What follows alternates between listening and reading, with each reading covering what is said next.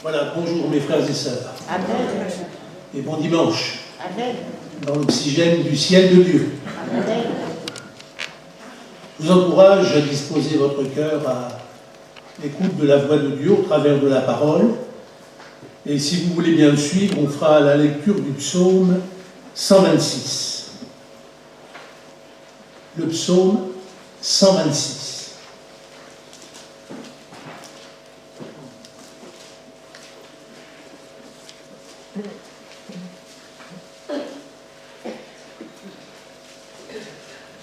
Cantique des degrés.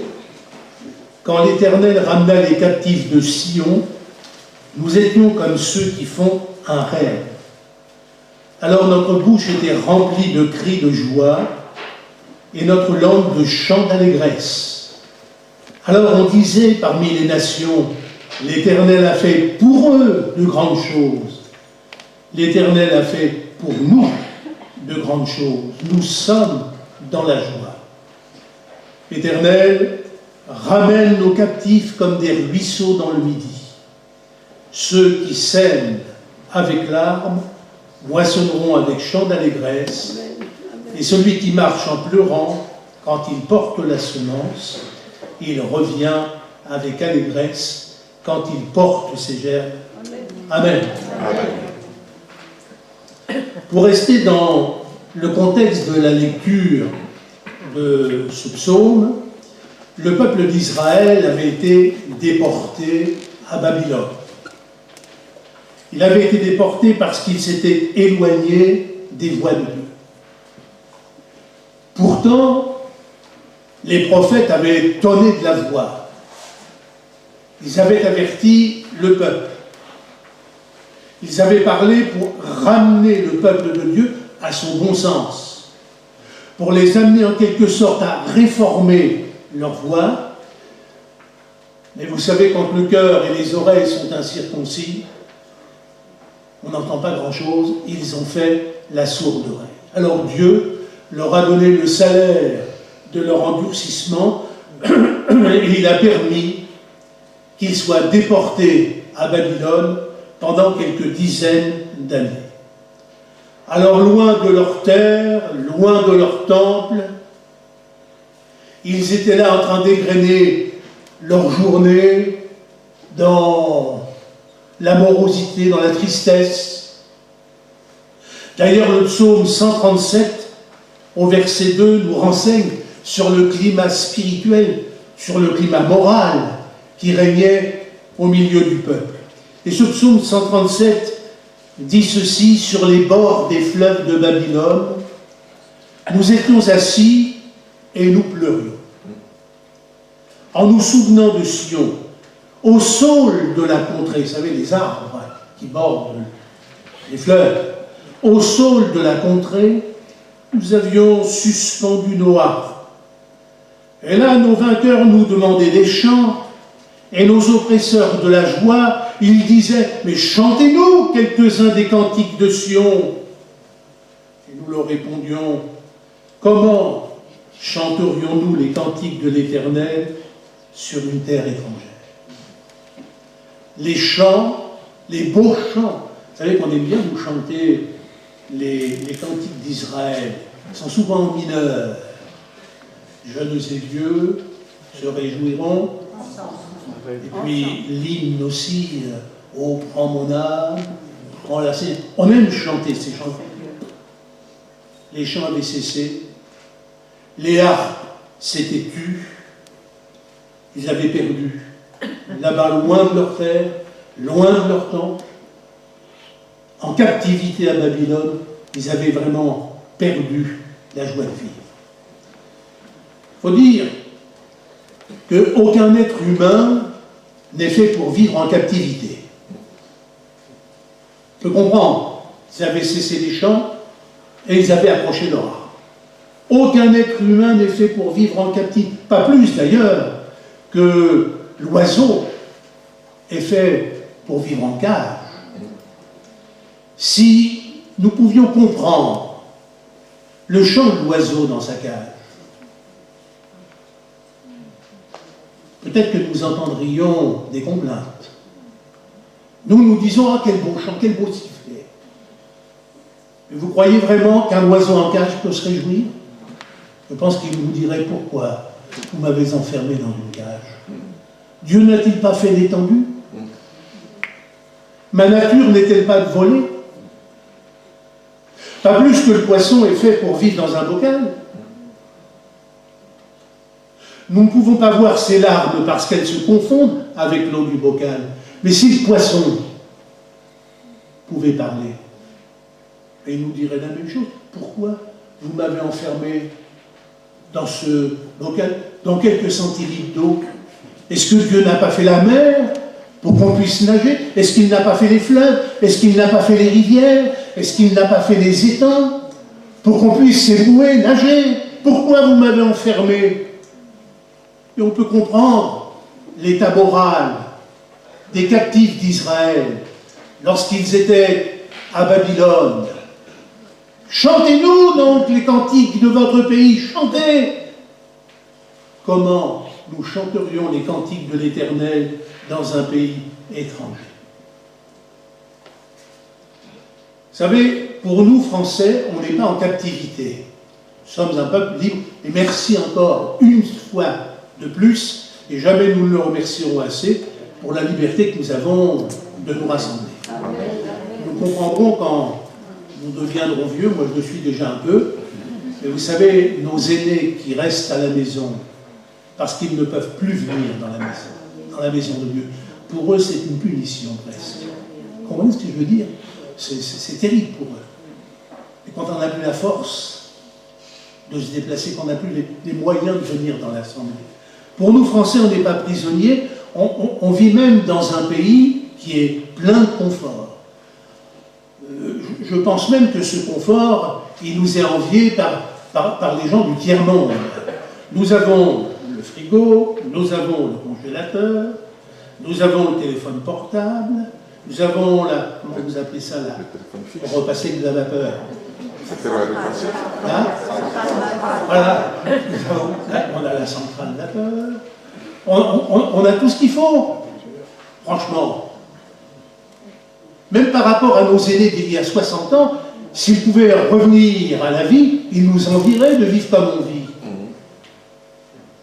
Et si le progrès a apporté la facilité, il ne nous a pas apporté le bonheur. Parce qu'en France, des milliers d'entre nous, chaque jour, sont abonnés à des pilules, à des comprimés, à des cachets, pour essayer de leur rendre leur vie meilleure. Je me souviens, quand j'étais pasteur à Saint-Étienne-du-Rouvray, je me souviens dans notre annexe de Wassel, je me souviens d'une dame qui, lorsqu'on la regardait, on a l'impression qu'elle portait sur ses épaules toute la tristesse du monde. Et je me souviens ce qu'elle m'a dit. Elle m'a dit, vous savez, moi, monsieur, je ne sais pas quel âge j'ai. D'ailleurs, je ne sais pas si je vis. Je ne sais même pas si j'ai vécu. Son âme était triste à la mort. Elle était emprisonnée, elle était captive d'un esprit de tristesse qui lui rendait la vie impossible, en tout cas, qui lui rendait la vie anormale.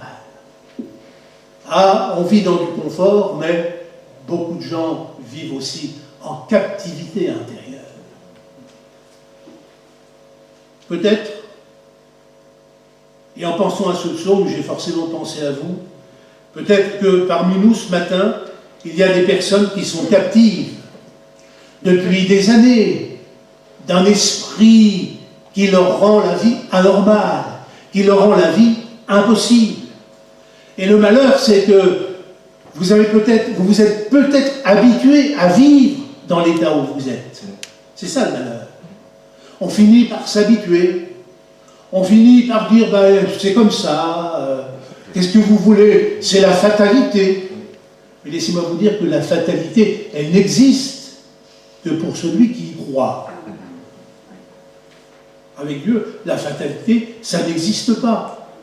Les choses, je voudrais le dire ce matin haut et fort, pour vous qui êtes pris par un esprit de tristesse, par un esprit malin, par un esprit qui vous attriste, un esprit qui vous tient depuis des mois et des années, qui vous empêche de vivre normalement, de vivre comme vous devriez vivre. Laissez-moi vous dire que les choses avec Dieu, ça peut changer. Amen. Et ce matin même, ça doit changer. Amen. Pas demain, pas ce soir, ça peut changer ce matin. Amen. Si vous avez à votre cœur des oreilles pour entendre la voix de Dieu. C'est pour ça que je vous disais il y a une seconde, disposez votre cœur à entendre la voix de Dieu au travers de sa parole. Dieu parle tantôt d'une manière, tantôt d'une autre. Il parle par la prédication, par la prophétie. Il parle par sa parole. À Dieu soit la gloire.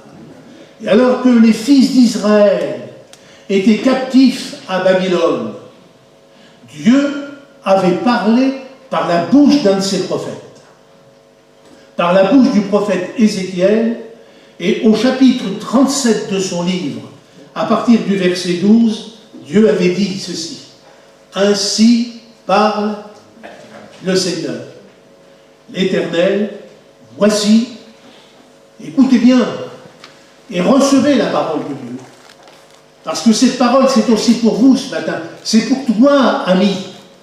C'est pour toi, mon frère. C'est pour toi, ma sœur. Voici ce que dit l'Éternel. J'ouvrirai vos sépulcres. Je vous ferai sortir de vos sépulcres, ô mon peuple. Et je vous ramènerai dans le pays d'Israël. Et vous saurez que je suis l'Éternel lorsque j'ouvrirai vos sépulcres. Que je vous ferai sortir de vos sépulcres, ô mon peuple. Je mettrai mon esprit en vous et vous vivrez. Alléluia. Amen. Je vous rétablirai dans votre pays et vous saurez que moi, l'Éternel, j'ai parlé et agi. Alléluia. J'ouvrirai vos sépulcres, dit l'Éternel. Dieu n'est pas le Dieu qui ferme. Il n'est pas le Dieu qui enferme. Il est le Dieu qui ouvre. Et quand Dieu ouvre, personne ne peut fermer. Souvenez-vous, devant le tombeau de Lazare, devant le tombeau du mort, est-ce que Jésus n'a pas demandé qu'on roule la pierre pour laisser sortir celui qu'il allait ramener à la vie? J'ouvrirai vos sépulcres. Amen. Souvenez-vous, quand Dieu ressuscita Jésus d'entre les morts, on a lu ça, je crois, vendredi, il me semble que tu nous en as parlé, oui. Josué, dans la lecture que tu as faite. Marie de Magdala était devant le sépulcre, et l'Écriture nous dit qu'elle vit que la pierre du sépulcre où on avait déposé le corps de Jésus avait été ôtée. J'ouvrirai vos sépulcres, dit l'Éternel, et laissez-moi vous dire que Dieu ouvre la porte à ceux qui sont enfermés depuis trop longtemps, par exemple dans un sépulcre de maladie. Dieu peut ce matin ouvrir le sépulcre de ceux qui sont dans la maladie depuis des mois et depuis des années. Je me souviens, à l'instant, je viens de me souvenir d'une sœur. Dans une des assemblées, avant que je rentre dans le Saint-Ministère, je me souviens d'une sœur qui rendait son témoignage et qui nous disait ceci en substance: j'ai toujours prié pour les malades dans les réunions de prière.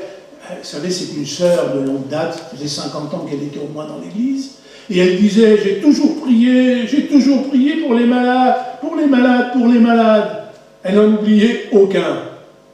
Seulement, le problème de cette sœur, elle avait un problème à la vésicule biliaire. Et pendant 50 ans, elle était obligée d'observer, je ne sais pas si tu te rappelles, Madame Papaïs, Madame Grassard, elle dit quelque chose? Je ne peux pas l'amener là, elle est auprès du Seigneur.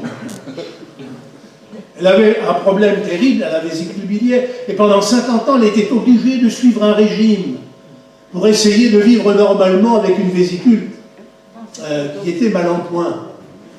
Jusqu'au jour où le Seigneur lui a dit, je ne me souviens plus de son prénom, on va l'appeler Madeleine, pas comme ça, on va l'appeler Madeleine.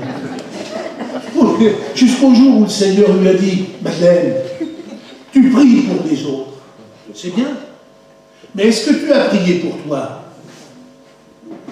Et la pauvre sœur Grassard, elle en est tombée sur le derrière, et c'est vrai, je prie pour les autres, mais j'ai oublié de prier pour moi.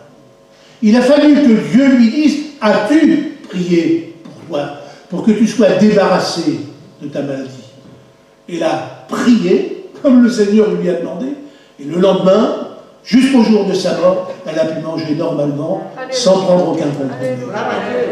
Et le Seigneur, ce matin, laissez-moi vous dire qu'il peut ouvrir la porte du sépulcre de quelqu'un qui est dans un sépulcre de maladie depuis longtemps. Parce que Dieu ouvre les sépulcres.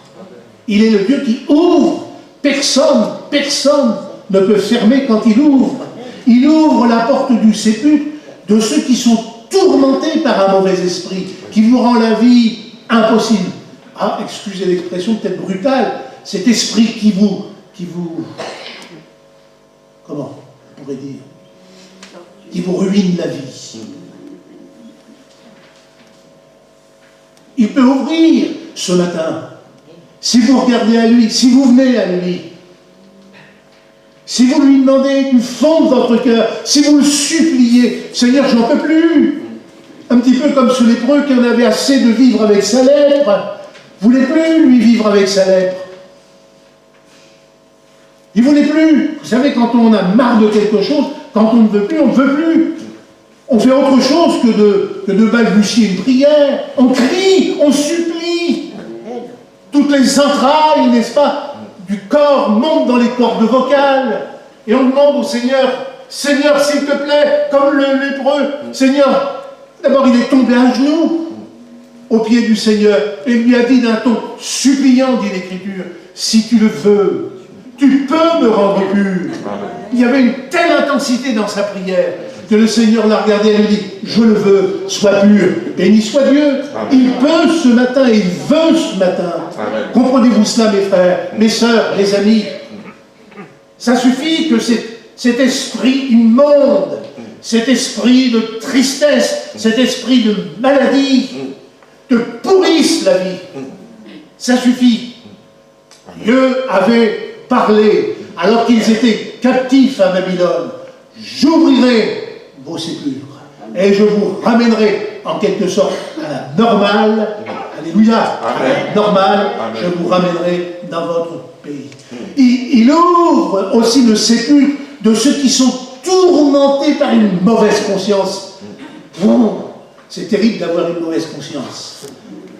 Vous la traînez partout où vous allez, où couchez, vous couchez sur votre mauvaise conscience.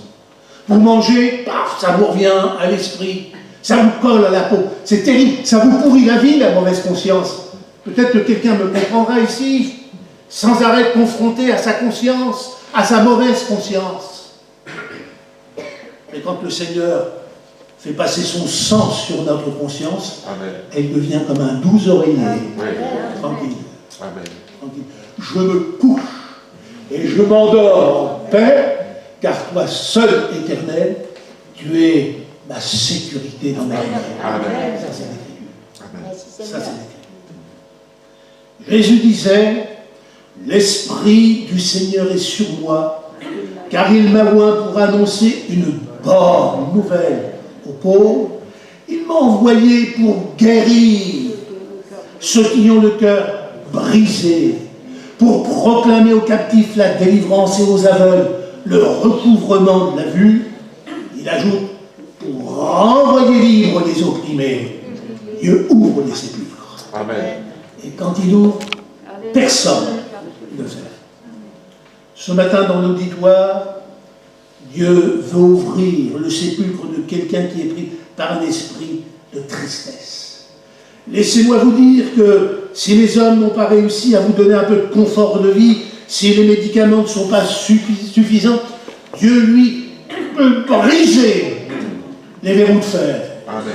Et il peut pousser la porte des reins. Amen. Vous savez qu'il s'est refermé sur votre prison et qui vous retient captif depuis des mois, depuis des années.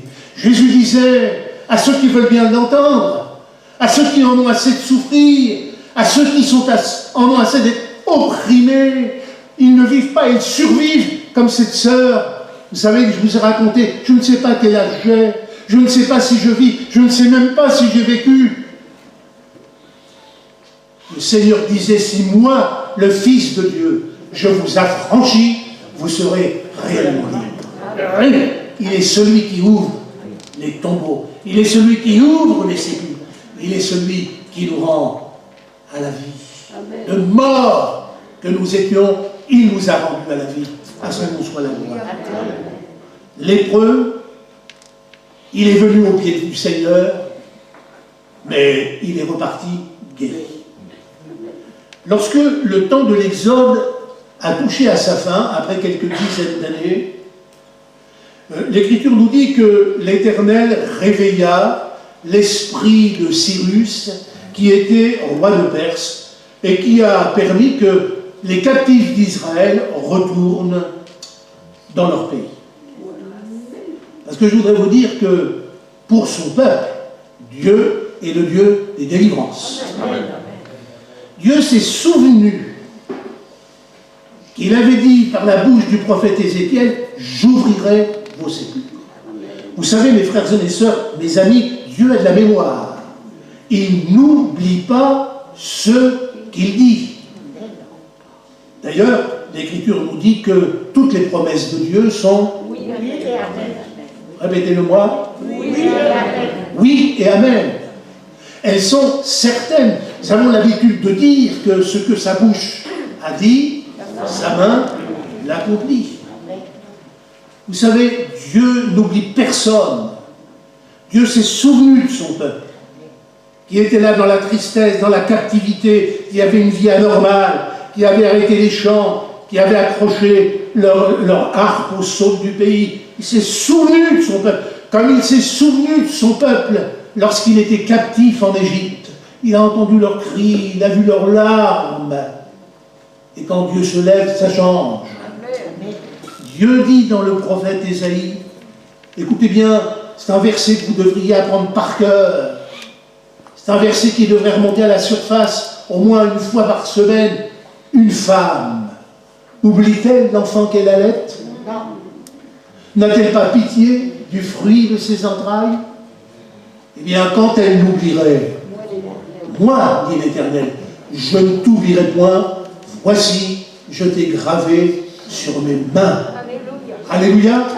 On est dans les mains, on a notre nom dans les mains de Jésus. On est dans les mains de Jésus. Je t'ai gravé sur les mains. D'ailleurs, le Seigneur dit, mes brebis, elles me connaissent. J'entends. Elles entendent ma voix, je leur donne la vie éternelle, et nul ne les ravira. Amen. On est là. C'est pas nous qui tenons le Seigneur. C'est lui qui nous tient. Toutefois, il ne fait pas de forcing. Il nous a laissé la liberté. Si on veut retirer notre main, il ne nous retiendra pas. Mais nous, on a le désir d'y rester dans la main. Voici une femme ne peut pas oublier l'enfant qu'elle allait. Mère, nourrice. Mais même si elle l'oubliait, eh bien moi, je ne t'oublierai pas.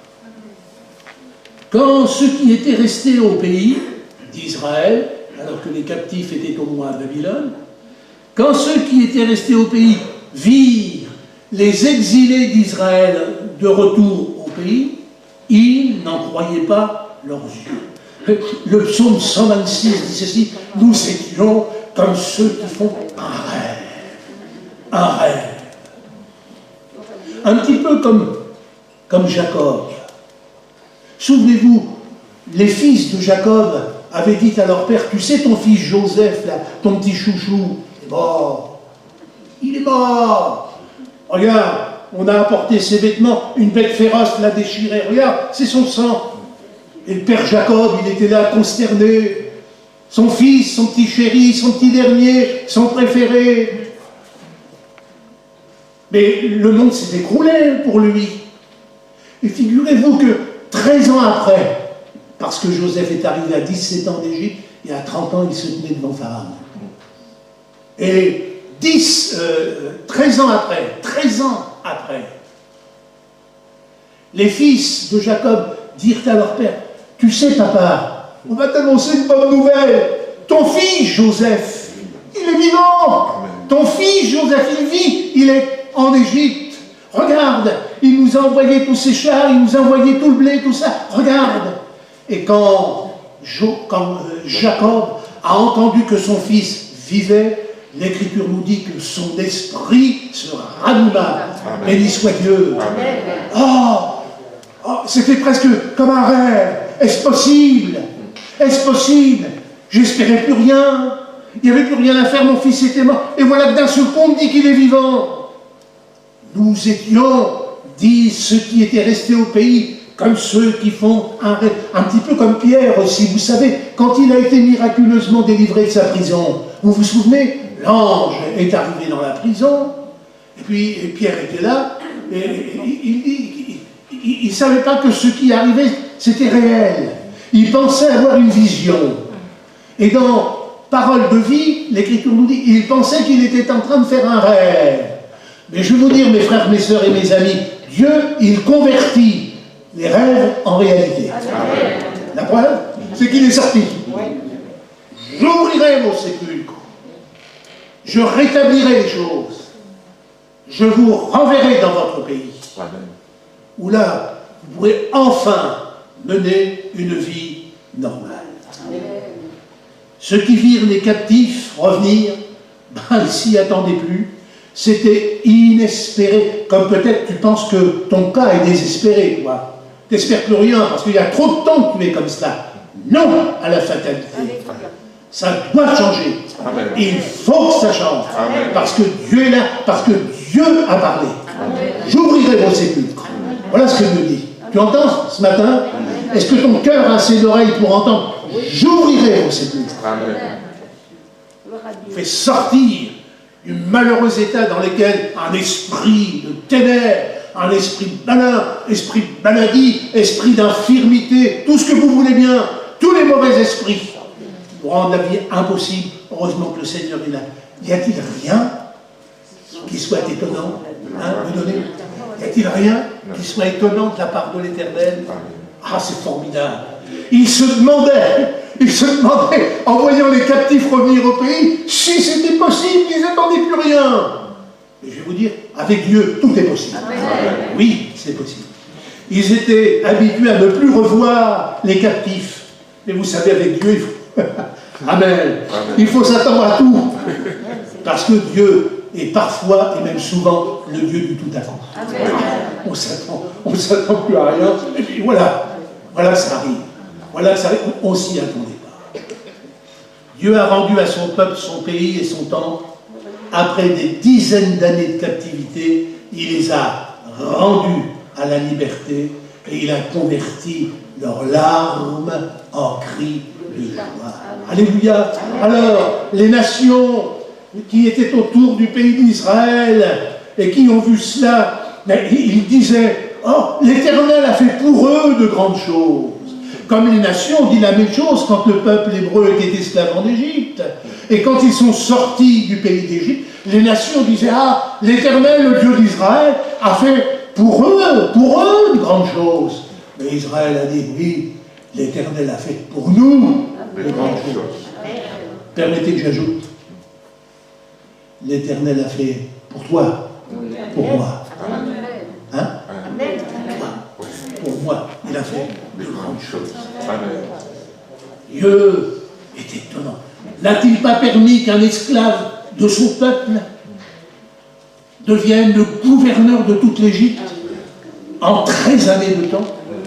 Une ascension sociale fulgurante. Joseph rentre chez Potiphar, il est esclave. 13 ans après, il est devant Pharaon et Pharaon lui dit, tu sais, personne ne bougera le petit doigt en Égypte sans que toi tu ne l'aies permis. Et il l'a fait gouverneur de tout le pays d'Égypte. N'a-t-il pas permis qu'un captif de son peuple, qui lui aussi se trouvait à Babylone, Daniel, n'a-t-il pas permis qu'il devienne, lui, le captif, dans son pays étranger? Eh bien, il a permis qu'il devienne le commandant. Oui, paf, paf, paf, toutes les barrettes. Le commandant de toute la province de Babylone. Vous vous rendez compte? le commandant de toute la province de Babylone et chef suprême de tous les sages de Babylone. Renversant. Renversant. Dieu est capable de nous étonner, de t'étonner ce matin. On disait, Dieu a fait pour eux. Israël dit, Dieu a fait pour nous. Mais tu peux dire, Dieu aussi a fait pour moi de grandes choses. Est-ce que notre cœur, noirci par le péché, n'est-il pas devenu plus blanc que la neige par le sang de Jésus? C'est pas une grande chose, ça? Je demanderai à votre médecin, à votre chirurgien, je demanderai à M. Macron, je demanderai à M. Poutine. Personne au monde. On peut laver les taches sur les vêtements, mais toutes les taches de péché, ça, aucune lessive, rien n'y fait. C'est gravé, comme dans le marbre. Et le sang de Jésus, le sang précieux de Jésus, précieux de Jésus, nous a lavé et nous a purifiés de toutes nos iniquités et il nous a sanctifiés. À son nom soit la gloire. Est-ce qu'il n'a pas fait pour nous de grandes choses quand, dans son livre de vie, il a marqué notre nom? Il est là-haut. Il est là-haut. Ah, c'est vrai qu'à la mairie de là où vous habitez, lorsque vous allez fermer les yeux à la terre, sur le registre de la mairie, le registre des cimetières, ah, on va marquer votre nom dans ce registre. Et après, fini, terminé. Nous, on a notre nom qui est là-haut dans le livre de vie. Notre place, elle n'est pas au cimetière. Même si vous l'avez acheté, notre place, elle est en train de se préparer parce que le Seigneur nous l'a promis. Je vais préparer une place parce que je veux que là où je suis, où est-ce qu'il est? Au ciel. Au ciel. Je veux que là où je suis, vous y soyez aussi. Alors, au fond, la reine des épouvantements ne devrait plus nous effrayer, puisqu'on sait où on va. C'est juste un petit vestibule, un petit moment désagréable à passer, parce qu'il faut y passer par là. Et derrière, je vais vous préparer une place. Dieu a fait pour nous des choses formidables, sans argent, sans qu'on ait rien à payer, sans qu'on ait rien à faire, aucune œuvre, aucun mérite. Je vais vous préparer une place. Et nous savons, ça c'est l'apothéose, c'est l'apothéose. Et nous savons qu'après notre mort, nous allons devenir héritiers de Dieu. Amen. Alors moi, je n'ai pas de mots pour vous expliquer ça. Héritier de Dieu, co-héritier avec Christ.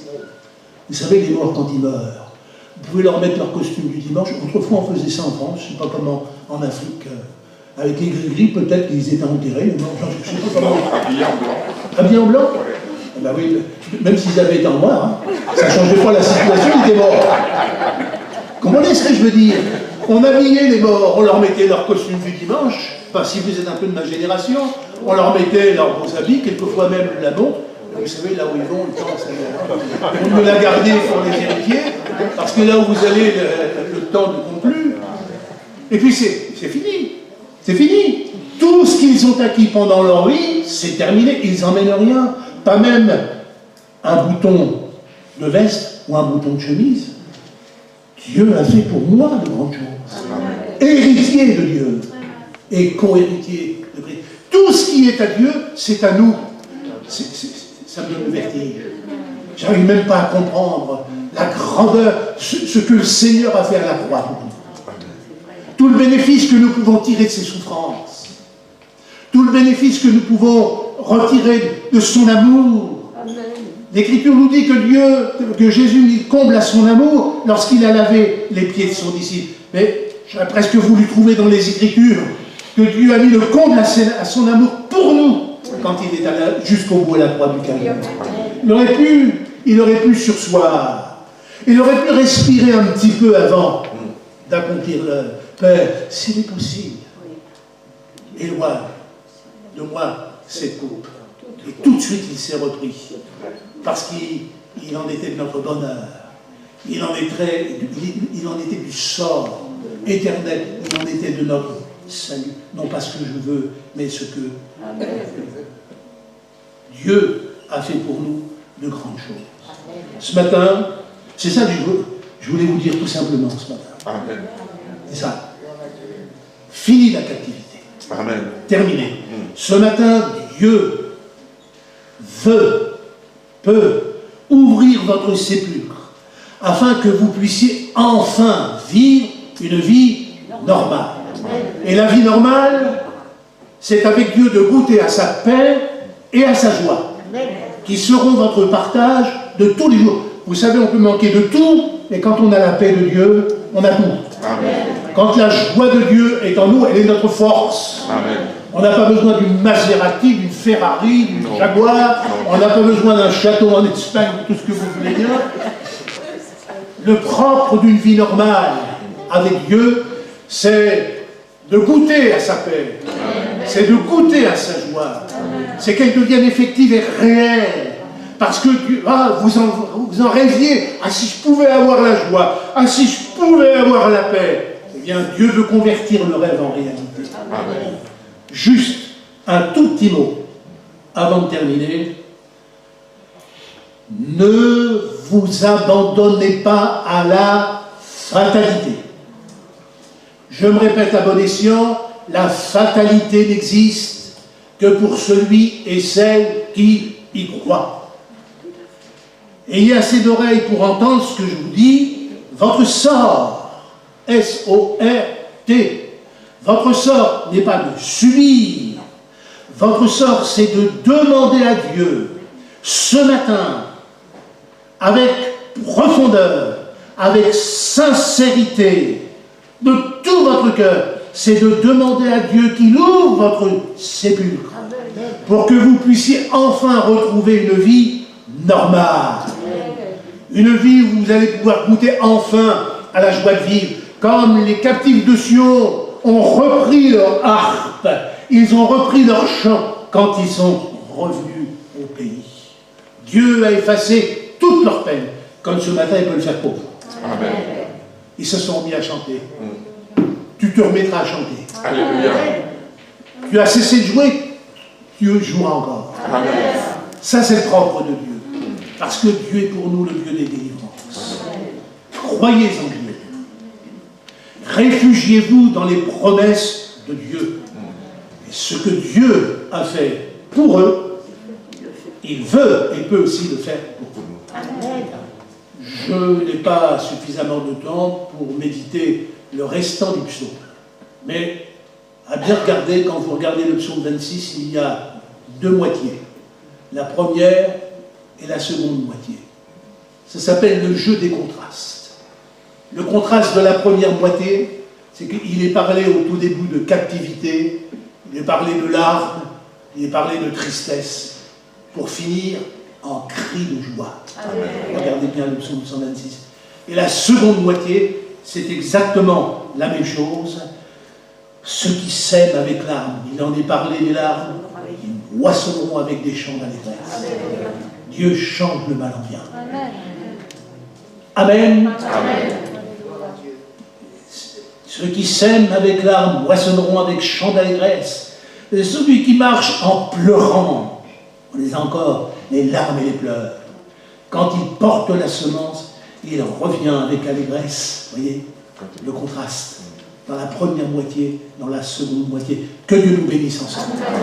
Recevez ce matin ce que le Seigneur vous a dit. Et vivez une autre dimension. Enfin, au sortir, lorsque vous allez refermer la porte de ce local, vous puissiez dire, je commence une vie nouvelle, comme les captifs de Sion ont commencé une vie nouvelle quand ils sont revenus au pays. Seigneur, bénis ta parole dans nos cœurs. Rends-la vivante, Seigneur, et que ton esprit nous vienne en aide, pour que nous puissions en effet